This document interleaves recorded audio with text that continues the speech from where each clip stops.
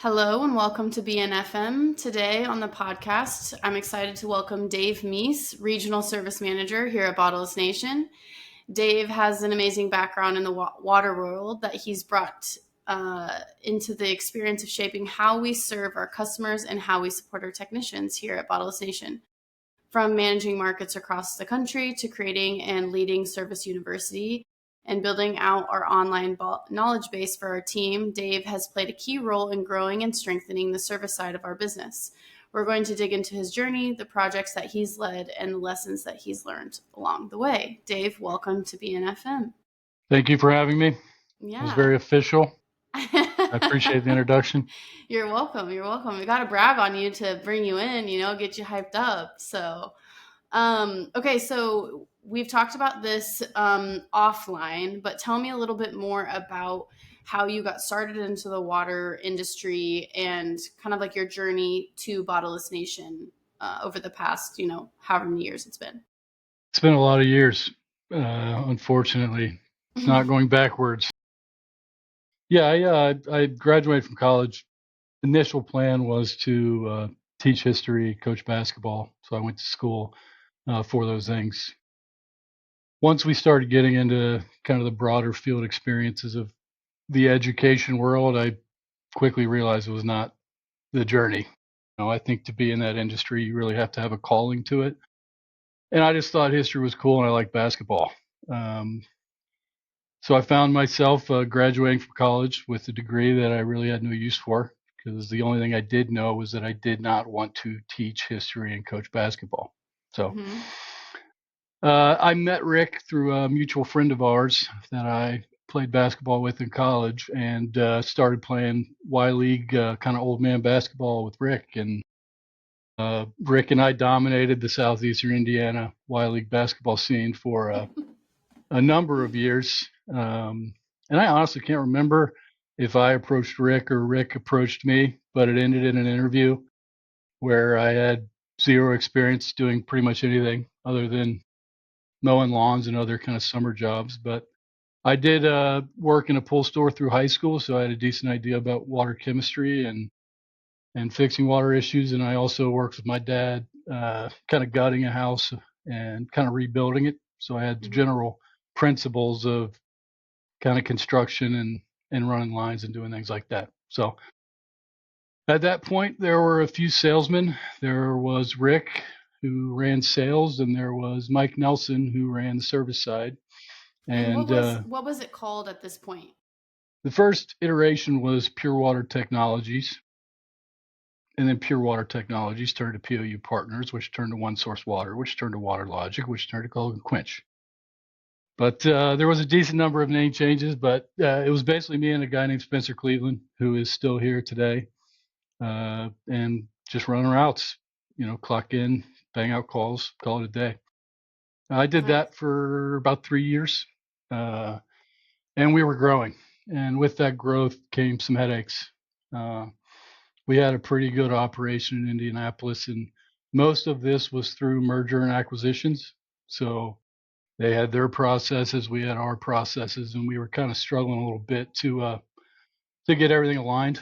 So I think 2009, 2010, I took a role that was at the time called National Service Support, in which basically I would go into these markets as we acquired them, train, set up warehouses, just get to where we're kind of doing the same thing. It was mainly training or interviewing. I wasn't the actual person that was hiring. It was a guy named Matt Roberts. The putting out fires, doing large installs. But yeah, spent a decent amount of time on the road in that position. Yeah. In about 2012, Rick and Mike sold the business, and I stayed on with at the time Water Logic in a managing role. Started, I had the Western United States, pretty much anything Indiana West. I was managing the technicians. As we grew, it just became too many people, so I settled more into a Midwest regional role. Again, managing usually somewhere between 20 to 50 people across 4 or 5 states. 2019, we parted ways, and I didn't know what I was going to do. So the only thing I did know is I was done touching bottleless coolers for the rest of my life. That was the one thing I was sure of. But Mm-hmm. so I started working for an industrial company dealing with kind of complex water systems, big softeners, big ROs for hospitals, prisons, places that have pretty complicated water systems. And I was enjoying it. I was no longer dealing with customer escalations and issues and problems. I was basically being judged just on my work alone and what I could do, whether that be fixing something that was broken or starting something up or training a hospital maintenance team on how to operate the equipment. Mm. 3 years ago, Austin called me out of nowhere. I'm not sure. I had talked to Austin since he was probably 12 years old, and he more or less wanted to sit down. And I really kind of on the fence about it, but I mean, Rick and Mike gave me a job when I had zero experience and really gave me a chance. So I did sit down and met with Dan, Rick, and Austin, and spent about an hour and a half kind of talking about the business and talking about how they do things. And it was interesting. I still wasn't sure. Um, Over the next month, we had some conversations about kind of what was core to my ideas of what I wanted to do, and eventually came to an agreement. So, 3 years ago, I started here as a region service manager, and been here ever since. That's awesome. So you've bopped around a lot then, between the different companies and the different, I guess, iterations of those companies. So you've got a lot of experience. And Yeah, it was. when you got hired, it was Office H2O technically, right? Yes. Who hired you? Yep. Okay. Okay. That's what Yep. I thought. But yeah, it was interesting, especially once Rick and Mike were out of it. I mean, we had complete leadership changes probably every 18 months, and Hmm.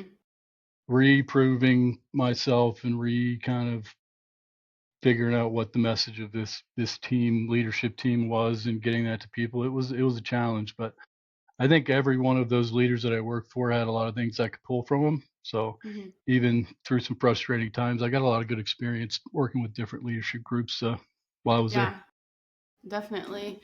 Well, and it kind of teaches you about yourself working under different people. And I think it says a lot about an employee that's able to work with different types of personalities. And if you're working with customers already, I mean, you have to be pretty flexible in dealing with that anyway. Yeah, there were a lot of challenges with that, with the name changes and all of it. I mean, there were customers that we had at that point for 15 years, and they've seen 4 different stickers on the coolers, and it's just like, what are you guys doing over there? But Yeah.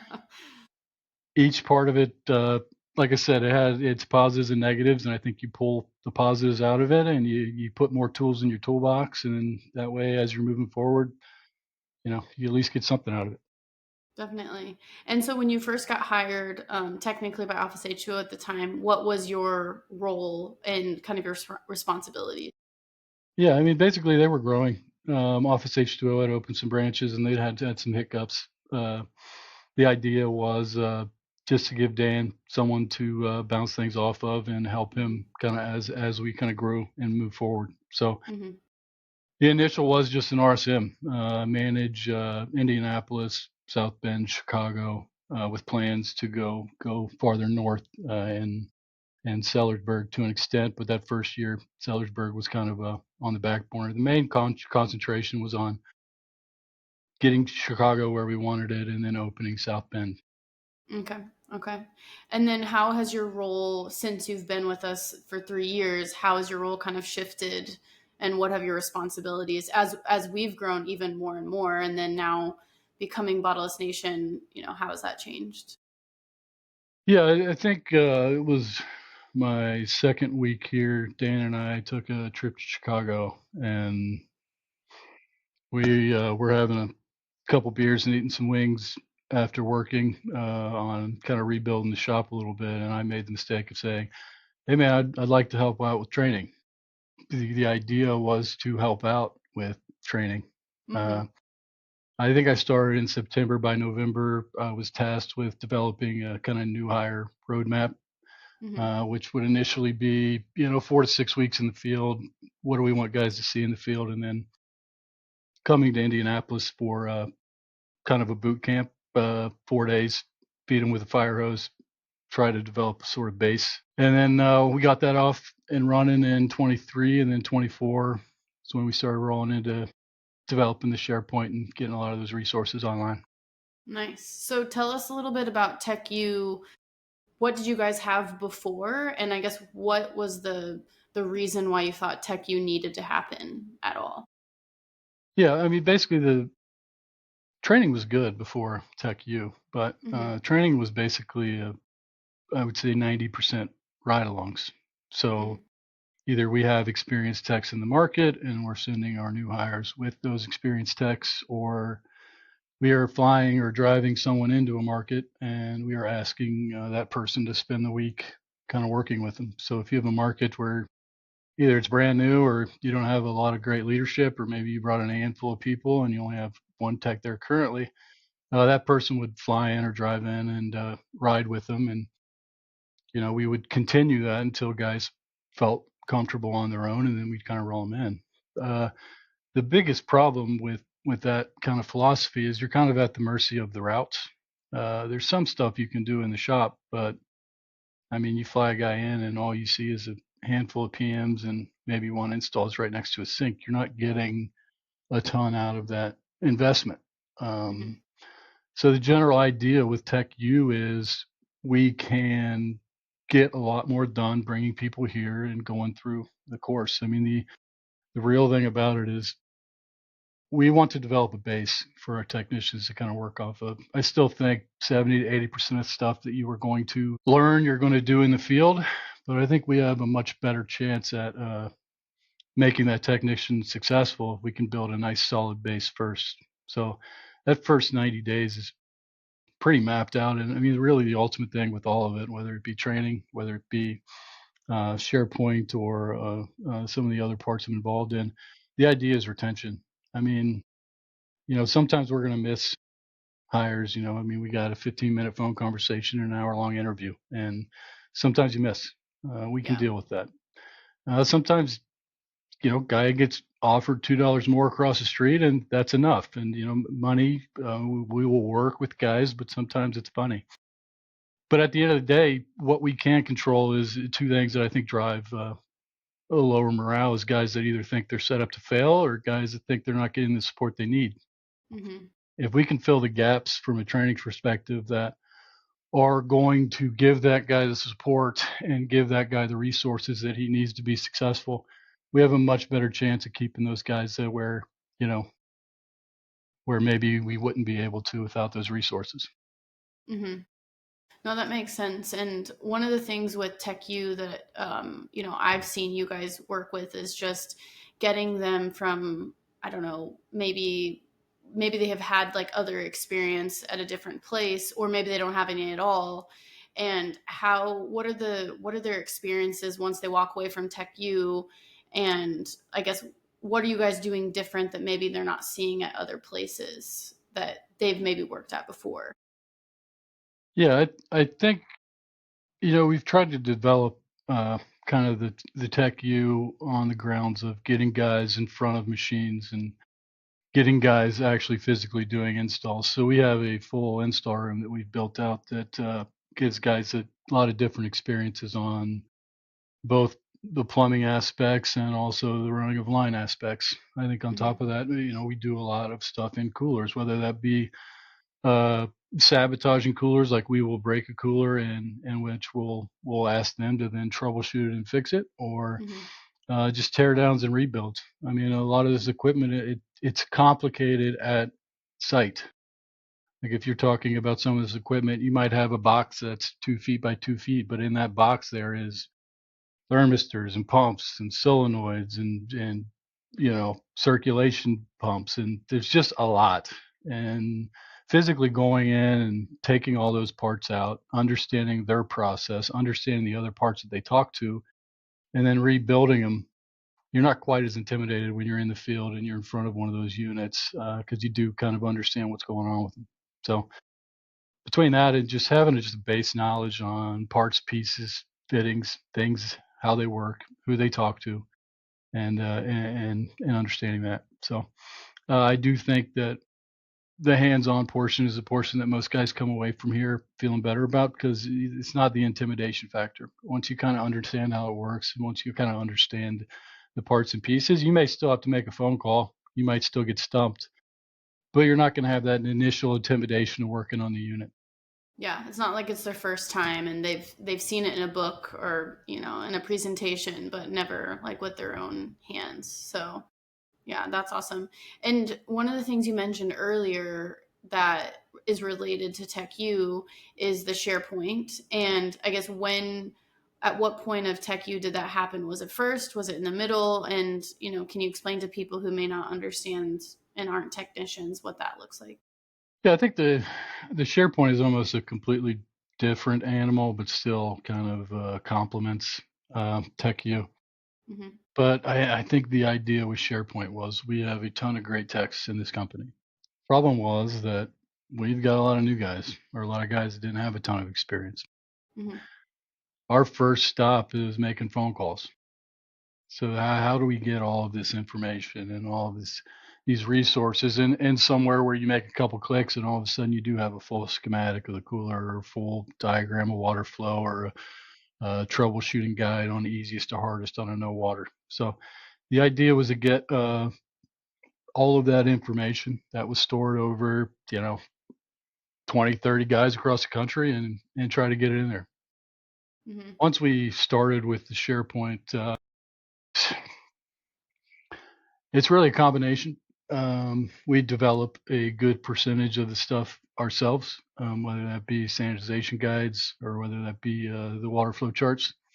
It's also a lot of our another big percentage is just our vendor resources. Now, our vendor resources are available, but do our techs know that they have to go to Wellsys and enter their tech portal and enter a password and pick their cooler? So what we did is we took all those vendor resources and we made them a lot more easily accessible. So I Mm-hmm. would say probably about 30% of the SharePoint is our external vendor resources. Mm-hmm. We also get a ton of stuff from OmniFlow, and OmniFlow is obviously it's our manufacturing entity and kind of that wing of the business. SharePoint is really the quickest way to get information to people. Mm-hmm. And with that, I mean, technicians know that we've had some hurdles, but the quicker we can get the information in their hands, the better. And I think SharePoint has been a good tool for that.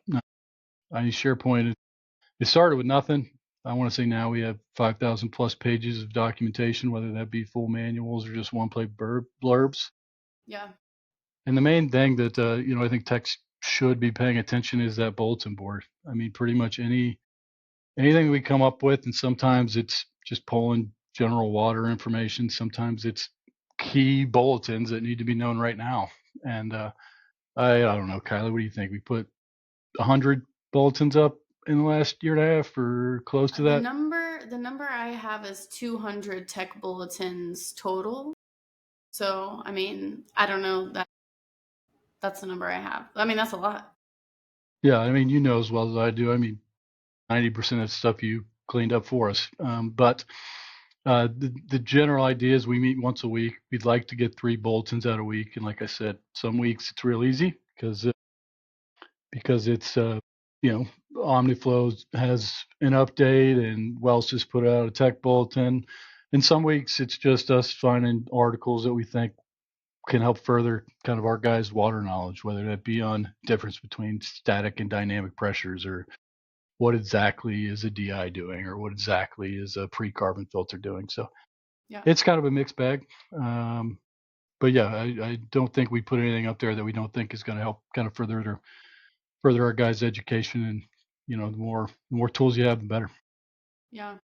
Well, and I think one of the things that I don't know is happening so much on the back end that clients aren't going to see, and really people in different industries. And I only know because as marketing we work directly with service, but just like how many things there are for technicians to know at any given time. I mean, we have a multitude of different machines. You have different installations like that are happening depending on what's the setup like. Is it a warehouse? Is it an office space? where is the water coming from? And there's a lot of things that, I mean, I don't know anything about that outside of what Come on. out of what You could probably be top third of techs in the company by now. You have read more manuals and documents and training things than probably 80% of these guys have. Put me to the test. I don't know. I think we need to have like a tech off, you know, like put them up against each other and see who wins, you know, I just for guarantee the that if fun it's of it. just, yes, if it is a like written test, I bet you would finish in the top third the amount of documents that you've gone through for us. I don't know, you're making the expectations of my knowledge pretty high there. And you could just be putting letterhead up top and putting numbers on it and company logos, but you've definitely touched more coolers or more documents than anyone. Well, you know that I'm reading. I have to read through it, make sure everything's Is looking it good, you sticking? know. I think some of it is. There's definitely, I mean, I know way more terminology than I ever did, you know. And that goes to show, I mean, how much if if I'm learning things and I don't know anything about it, I feel like, you know, the techs are definitely getting some knowledge, especially because once you take it and not just look at it, but then they're applying it in the field day in and day out, like that's huge, you know. And I think to that point, and I mean, it's been clear through this process and through the past, but people learn in different ways. Yeah. There are techs that get a ton out of TechU because it's hands on, because it's Hmm. you're in the spotlight, you're kind of in the fire, and you're kind of remembering things. There's people that, you know, we did a road show this year where the leadership team visited every market over the course of the year, and we would share an in-service day and do some training. And there's a ton of guys that really get a lot of that. But there are some people that are, you know, they would rather have the manual, and they would rather have the wiring schematics, and they would rather have that resource. There are other techs, they may not even get on SharePoint. And if we have something important come out, I make sure I post something that says, hey, this one is very important. If you don't look at anything else, look at this one. Hmm. But there are plenty of guys that just don't learn that way. So I think if we can take swipes at it in a lot of different directions, hopefully the technicians will find something in there that benefits them. Yeah, yeah. And do you have any like experiences of techs being like, oh, you know, be I wouldn't have known this. I was using, you know, I was out in the field and I remembered that this was posted and I was able to use it to, you know, fix this issue that I had. Like, is Yeah, that, do you see that feedback? we do, and I think the better feedback is when guys bring us solutions. Hmm. And to me, that that makes me feel like we're kind of doing our job with SharePoint, because you know, I get more messages to say, hey man, found something weird on this M6. This and this was going on, and this was the solution. You may want to get a bulletin together, because I think that when we're all working to build it, and that's the way it's set up to be. I mean, that is one of the things I tell any technician when we're talking about SharePoint. Look, man, I didn't make up any of this stuff. I mean, I stole it from someone somewhere down the line. I mean, Hmm. this is not.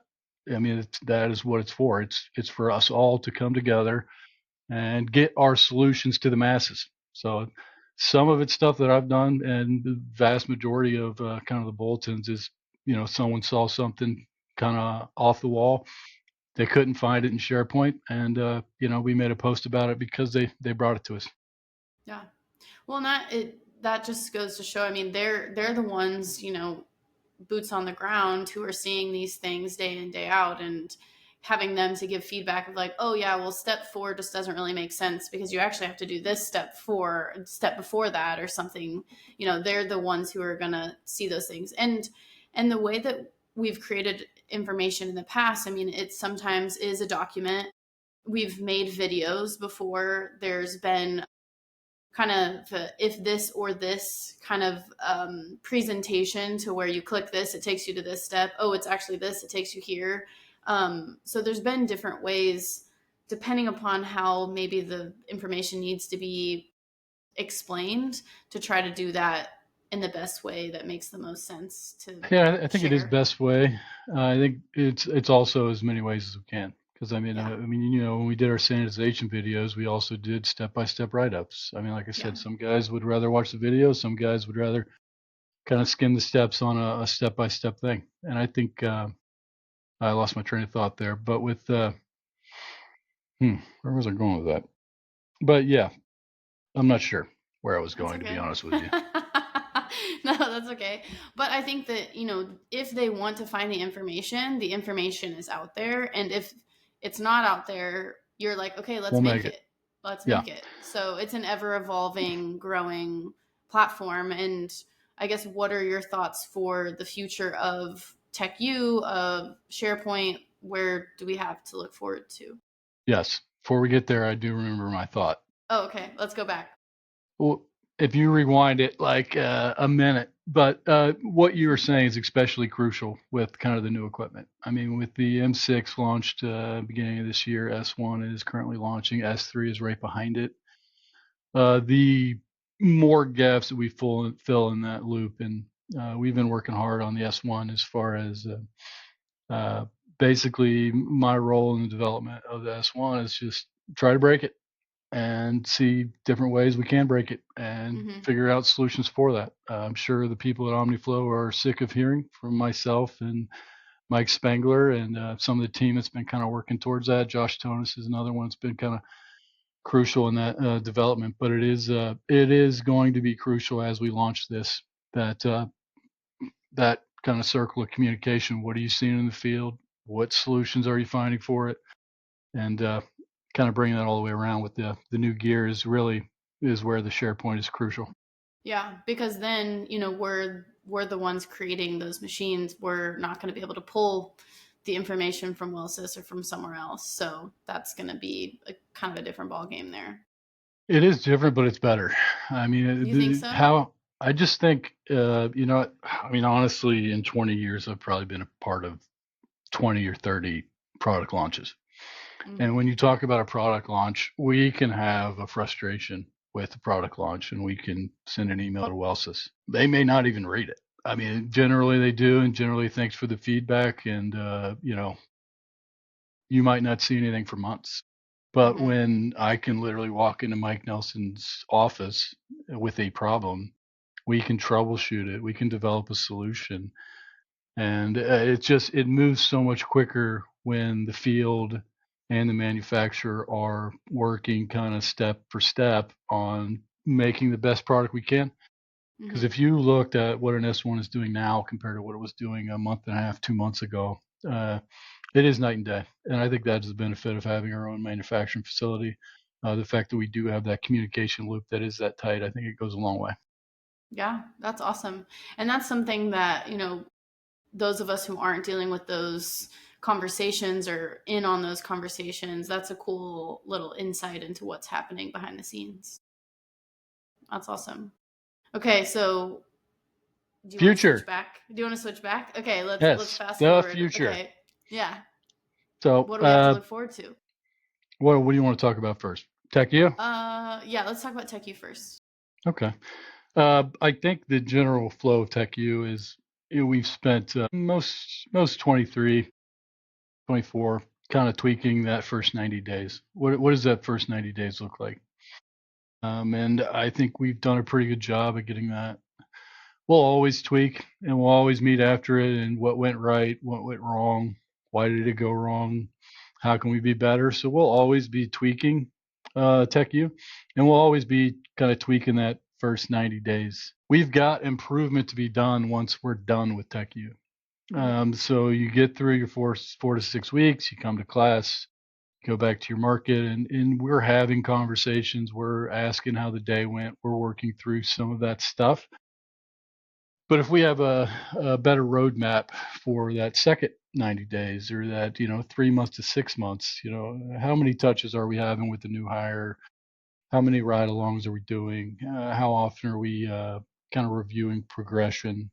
But what does that look like? Right now, I wouldn't say it's nothing, but it's up to kind of the RSM and the lead techs. In some markets, we do it really well. In other markets, we could probably do it better. So, but if we have a standardized process for what that second 90 days gets us and what we look like 6 months out instead of just 3 months out, I think it's going to benefit the whole process. And, obviously you are on a lot of meetings that I'm on, and you hear about scalability, right? You hear about growth and how do we make this something. So developing processes to not only get us through TechU, but also get us from still nervous in the field to feeling pretty confident, I think is going to be a big step in the progression for Tech University.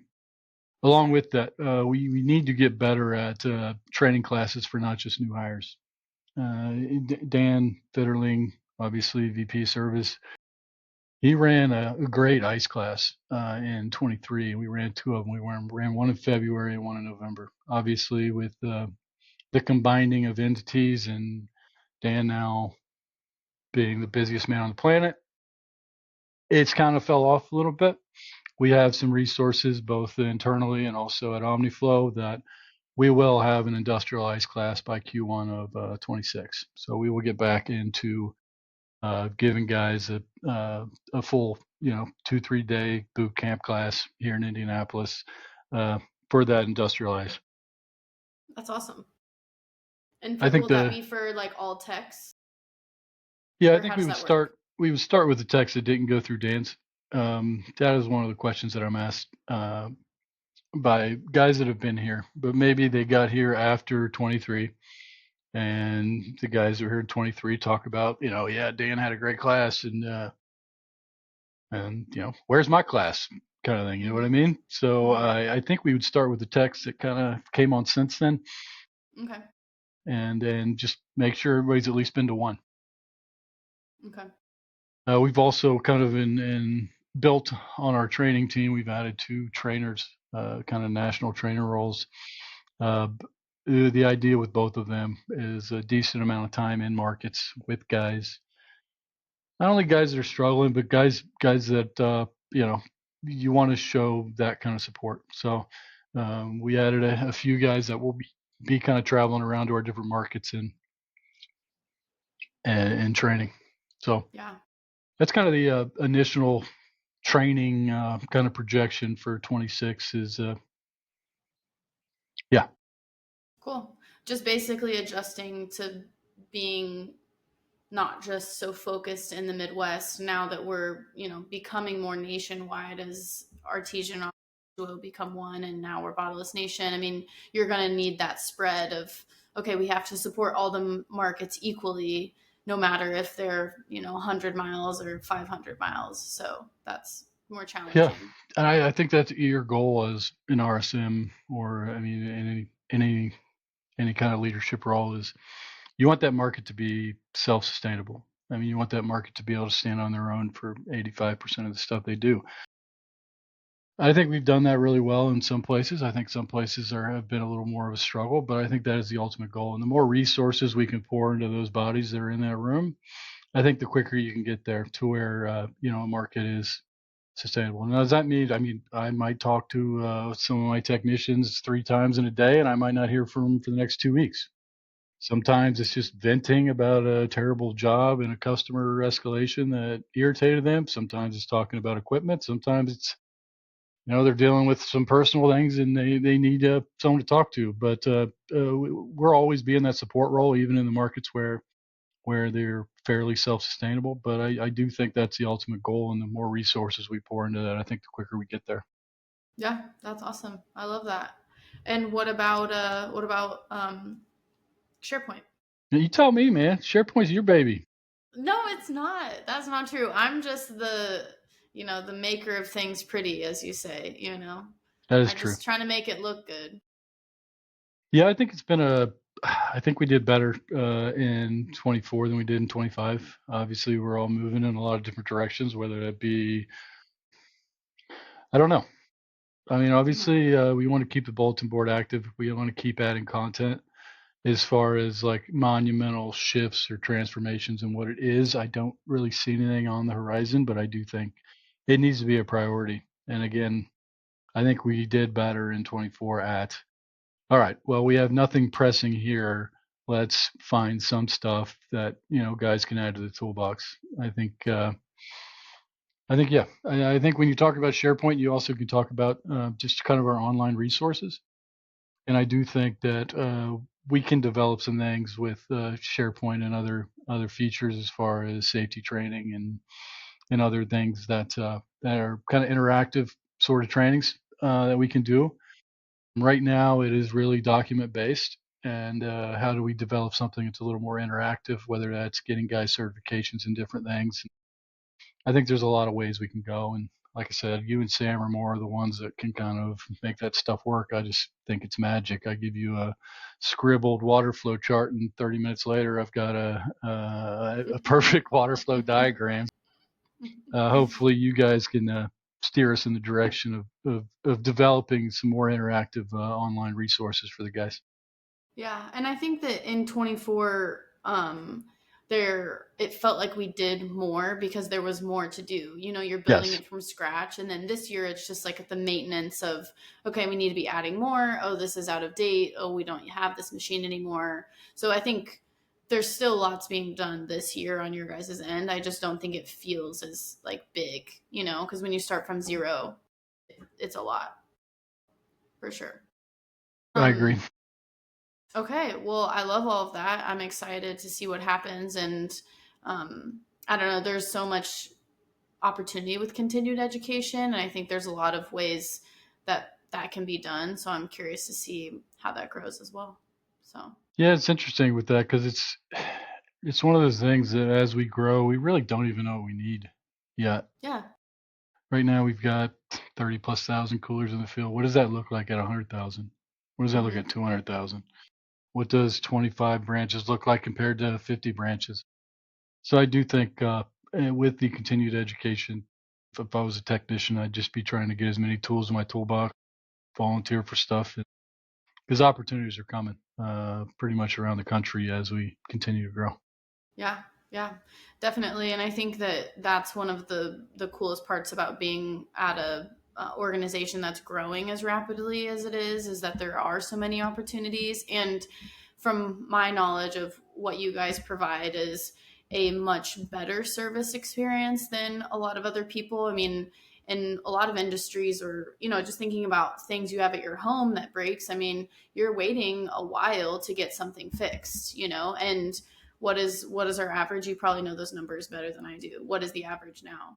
It's usually hanging somewhere around like a 2.3 day turnaround, Yeah. which in this industry is unheard of. And, I'm not going to talk any trash on our competitors, but it is extremely impressive how quickly we can get out on that Yeah. reactive service. But that's because so much time and effort has been put into the service side of things, which is like your whole role. And I mean, the more machines we have, the more techs we need to maintain that number. So I think that that's huge. So I just want to brag on that because I know that from someone who hasn't always been in the water industry, learning about those things as a customer, that's something that I would want to know because that's huge. If you have to supply your employees with water and they don't have water for weeks, I mean, Yeah, you're it's kind of screwed. I would So, agree. yeah. Okay, we're at our final question. If you've been listening to the other podcast, you know what this one is, but Hey, otherwise, it's nothing crazy. It's nothing crazy. before we get into this question, I Uh-huh. don't know if you've gotten the praise you deserve. You've done a great job with this. Oh my gosh, Dave, thank you. I mean, I it's appreciate just it. it's got to be you got to prep for it and then kind of running the conversation and moving in the right directions. I don't know. I just think it's pretty impressive for a first time podcaster to be able to navigate it the way you have. Thanks. Yeah, I think that it's a fun learning experience. It's one of those things where you're like, I mean, sure, in the roles that you've had too, you're like, I don't really know the ins and outs, but I'll figure it out. I'll do Exactly it. right. I'll do it. Okay, sure. Um, and yeah, Sam and I always talk about, I can yap, I can talk to anybody. So sure, let's do Yeah. it. So, and I I've learned so many things with talking with everyone. Because a lot of times I'm not privy to all of the information. We work a little bit more closely, your team and my team, but I don't work with all the other teams in the same way. So I'm learning alongside people who are listening oftentimes. So I'm just trying to be curious and um, see what's going on in the other parts of the company. So thanks. Yeah. Um, okay, so the final question is if you could give your younger self advice, and it doesn't have to be like younger self in water, but I mean, we're talking about obviously this industry, but maybe, you just started as a tech and you have lots of techs probably listening to this. What advice would you give to them? What would you tell your younger self? I don't know if I would tell this to my techs, Okay. but when the company did change and Rick and them left, I stayed on, and I stayed on mainly out of fear. I mean, this was the only job I had getting out of college. It was all that I knew, and I was traveling more than I wanted to. I had young kids at home, and I missed the majority of their my oldest first 7 years doing something I wasn't really enjoying. But I just really thought I didn't know how to do anything else. Mm-hmm. Obviously, that decision was made for me, and it was the best thing that ever happened. I found out I can do more than just that. So, if I could tell my younger self, something, I would just say, trust in your abilities. If you're not happy where you're at, say something or find something else. Yeah, I love that. Yeah, I mean, they can do whatever they want to do. They just have to ask or step up or change gears. So Yeah, that's cool. And we've had a lot of people, even within the company, maybe start out in one role and shift to a different role. I mean, I know I was talking to Brunel and she shifted into sales, and I didn't even know that she had moved from kind of more an account, um, I guess, like management role to that. So, I mean, people are shifting even within different like parts of the company, not just like within the industry that they're in, staying in tech or something like that. So that's awesome. Well, Dave, that's all I have for you. Thank you for doing this. I know that this is not your typical afternoon duty or thing that you probably would prefer to do, but I'm glad that you're here, and I'm glad that we got to talk. And I hope that everyone gets a lot of good information out of it. I hope so. Thank you again, and appreciate the invite. Yeah.